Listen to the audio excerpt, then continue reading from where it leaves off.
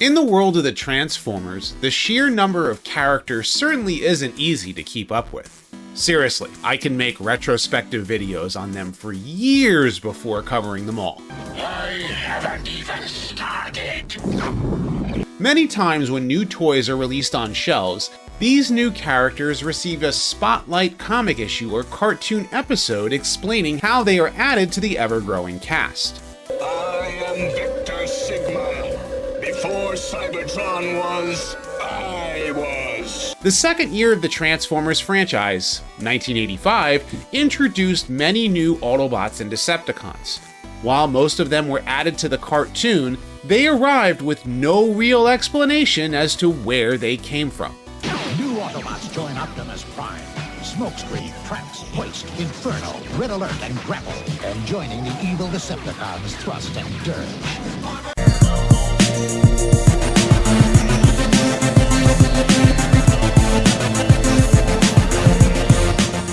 I'd like to thank my patrons and my channel members for your continued support. Consider becoming one or purchase some merch on my Spring store today. After obtaining the license to import Takara's Microchange and Diaclone toy lines into the US as the Transformers, Hasbro chose 28 of them to be released as the first wave of Transformers in 1984. As mentioned in previous videos, Hasbro turned to Marvel Comics to give the Transformers names, profiles, and a backstory. Much like the previous success of G.I. Joe, the stories of the Transformers were then told in a monthly comic book and an animated series. The planetary civil war on the planet Cybertron between the heroic Autobots and evil Decepticons spilled onto our world when the Autobot starship, the Ark, crash-landed on Earth 4 million years ago. Reawakening in the then-present day of 1984, the Ark's computer, Anti in the comics, and Teletran 1 in the cartoon, rebuilt the Transformers to transform into Earth vehicles and objects. The initial 18 Autobots battled against 10 Decepticons, with the fate of planet Earth hanging in the balance. This also showed how powerful the Decepticons were since the Autobots outnumbered them. But we're not fighters like they are, Prime. We must have courage, Huffer. We can't ignore the danger. We must conquer it. In addition to competition from Tonka with the GoBots, Hasbro must have had plans to continue releasing more Transformers toys after the initial wave that came from not only Takara's Diaclone and Microchange, but other toy lines such as Toyco and Bandai. As such, Shockwave appeared in the very first episode of the cartoon back on Cybertron, as he was left behind to lead the Decepticons in Megatron's absence. In addition, the Diaclone crane truck also made an appearance given the filler name of Hauler. Holler! Holler! However, all of these Transformers toys were not released until 1985, and some of these new characters appeared within the first season of the cartoon and early issues of the comic book. Prepare to meet your doom. Nothing can withstand the might of Devastator. Even the Decepticon trio, known as Reflector, was a cartoon regular despite the fact his toy was only available through a mail-away figure offer in 1986. Like the first year of Transformers characters, all of the new Autobots and Decepticons of 1985 were given names and detailed profiles by Marvel Comics writer Bob Budiansky. Yeah, I named about 250 characters. Wow. And wrote profiles for them as well. In order to find new and creative ways to introduce them into the comic book, Budiansky tied both Shockwave and the Dinobots to Marvel's Savage Land. The Constructicons and Jetfire were built by Shockwave and given life through the power of the creation matrix within Optimus Prime. This creation matrix was also used to give life to Omega Supreme, the Aerialbots, the Stunticons, the Protectobots, and the Combaticons. However, the cartoon chose to introduce these characters differently. Shockwave remained on Cybertron as Megatron's loyal Decepticon guardian, Shockwave, guardian of Cybertron. Megatron, leader of the Decepticons. who developed space bridge technology to transport any stolen energy resources between Earth and Cybertron. Jetfire was renamed as Skyfire for legal reasons and was introduced as a former friend to the Decepticon Starscream, who eventually joins the Autobots. I am an Autobot now. The Dinobots were built on Earth, while the Constructicons have a conflicted origin that I've covered previously. The Insecticons were in fact Decepticons who were aboard the Nemesis that lay dormant in an escape pod until awakening in the present day. I don't know you, and yet I feel a kinship. Decepticon science generated you just as it generated us. However, Season 2 had a much larger cast of Autobots and Decepticons to add to the existing ranks. The two-part episode Dinobot Island acted as an introduction to most of them. The Autobots added Inferno, Red Alert, Smokescreen, Trax, Hoist, Powerglide, Warpath, Sea Spray, Beachcomber, Blaster, and Perceptor. Hang in there, Beachcomber! Here comes the cavalry! The previously mentioned Hauler was now the new character, Grapple. Skids would not make an appearance until Quest for Survival. Cosmos in Megatron's Master Plan Part 2, and Omega Supreme arrived by the time of Blaster Blues. The Decepticons added 3 new jets, Dirge, Ramjet, and Thrust, in addition to the triple changer Blitzwing. Blitzwing! Thank you! A Condor cassette similar to Laserbeak named Buzzsaw made his debut in City of Steel, while Astro Train was present beginning in Megatron's Master Plan Part 2. With such a large cast of characters to add to the franchise, you'd have to wonder where in the universe did they come from as it relates to the cartoon. While Dinobot Island did take the time to showcase most of them, I know what you mean, Trax, but different strokes for different blows. these Autobots and Decepticons simply showed up. There has been some speculation, including that these new Autobots and Decepticons were simply reinforcements from Cybertron, possibly even coming to Earth on a starship or a space bridge. In the comics, 5 Autobots' personalities were stored in memory crystals aboard the Ark.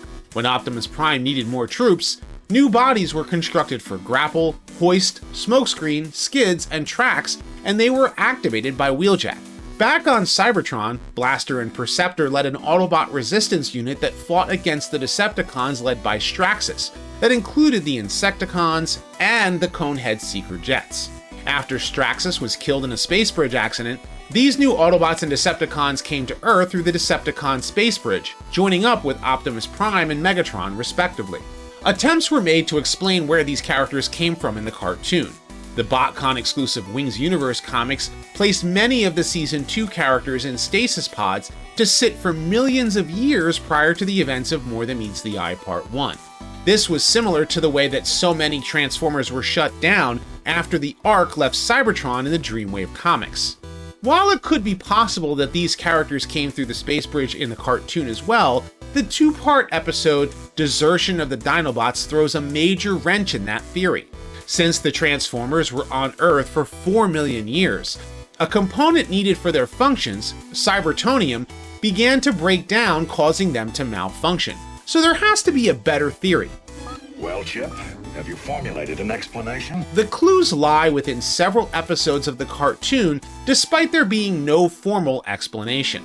Grapple is reminded of his construction projects that he used to build on Cybertron. Back on Cybertron, we all admired your buildings, Grapple. They were works of art. Inferno and Powerglide had reunited with Firestar and Moonracer as if they had not seen them for quite some time. Megatron also mentions the Conehead's capabilities. You are supposed to be the most powerful jets in the galaxy. Ratchet, Hoist, and Mirage lament that the tools on Cybertron were much better than the ones they currently have on the Ark. As mentioned before, the 2-part episode Desertion of the Dinobots saw the Autobots and Decepticons suffer from Cybertonium breakdown. I can't stop myself! Some had difficulty transforming, Mirage's ability to become invisible doesn't work right, the Decepticons have difficulty flying, and even Ironhide's hand will not retract when attempting to use liquid nitrogen. Even the Season 2 characters present also begin to malfunction as well. Perceptor is stuck in microscope mode, Powerglide falls apart, even the triple changer Blitzwing gets stuck in tank mode during the battle. This only further confuses fans who might have stated that these Autobots and Decepticons were reinforcements from Cybertron. We already know that the Dinobots' bodies were constructed on Earth, and we can assume that the Constructicons were as well, piecing together their origin. This would explain why both groups were fully functioning throughout the episode. But this still doesn't explain where these new Autobots and Decepticons were prior to the events of Dinobot Island. Let's just say we're onto something that looks like a winner. We have to take into consideration that the Autobot ship, the Ark, had more than just the ship's bridge and repair bay. In addition to several corridors, many rooms and floors are accessible via an elevator and were seen in the episode Enter the Nightbird. The Autobots were even exploring the caverns of Mount St. Hilary in the episode SOS Dinobots. Dinosaurs, eh? They must have been ugly son. Other Transformers series explored this notion, such as the battle in the video game Fall of Cybertron, and the numerous stasis pods aboard the Ark in Transformers Cyberverse. Okay, let's straighten out this mess. The best explanation to the whereabouts of Season 2's Autobots during Season 1 would most likely be in those rooms on the Ark. The first 18 Autobots activated in More Than Meets the Eye Part 1 were just the Ark's bridge crew. As the show continued, all of these Autobots were discovered and activated prior to the events of Dinobot Island.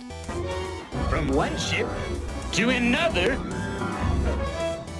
No big deal! The Decepticons pose a much more difficult conclusion to this issue. Scientific gobbledygook, Starscream.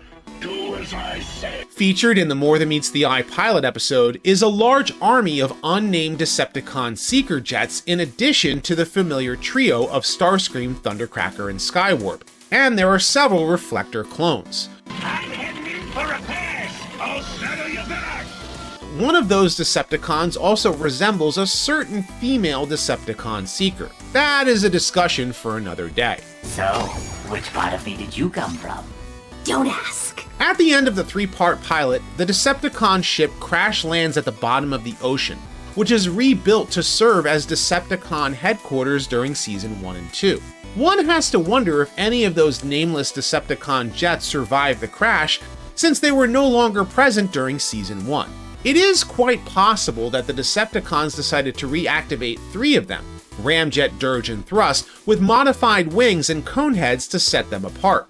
But for a triple changer like Blitzwing to be present, it is a much harder write-off since he can transform into both a tank and a jet. Tell me what's on your mind, or I'll splatter it on the wall and see for myself. Also, Blitzwing's origins have a history with the Quintessons, as mentioned in 5 Faces of Darkness and Takara Legends manga. However, it is quite possible that even though triple changers are unique enough to have 2 alt modes, they can also be built with just one until a suitable second mode is chosen. So Blitzwing may very well have been modified by Teletran 1 into one of the many Seekers in More Than Meets the Eye until the Decepticons reactivated him once more, properly giving him his MiG-25 jet and Type 74 tank mode. Finally, Astrotrain and Cosmos probably came to Earth on their own prior to Megatron's master plan to give their respective factions more spacefaring capability. Get back up there so you can track his return course to Earth. Meanwhile, Omega Supreme came to Earth to pursue the Constructicons. While some Transformers fans may have looked at this as just another method to sell more toys, every Transformers series since has had continuity hurdles to overcome.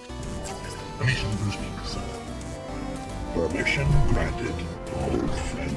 I am Bumblebee, your oldest friend. Your voice. I have not heard it since Cybertron fell. And many dedicated fans have worked out various ways to connect the dots.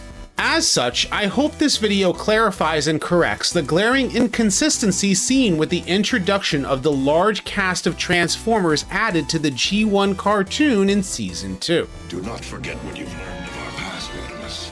From its lessons, the future is forged. But what do you think? Where did the second wave of Autobots and Decepticons come from in the G1 cartoon, and does my theory iron it out? Are there any other continuity inconsistencies in a Transformer series that you want to see covered in a future video? Leave your thoughts in the comment section below, and if you like this video, be sure to thumbs up and subscribe. I have many more Transformers videos like this coming soon, so stay tuned. And as always, until next time, till all are one. Autobots worth 10 points each.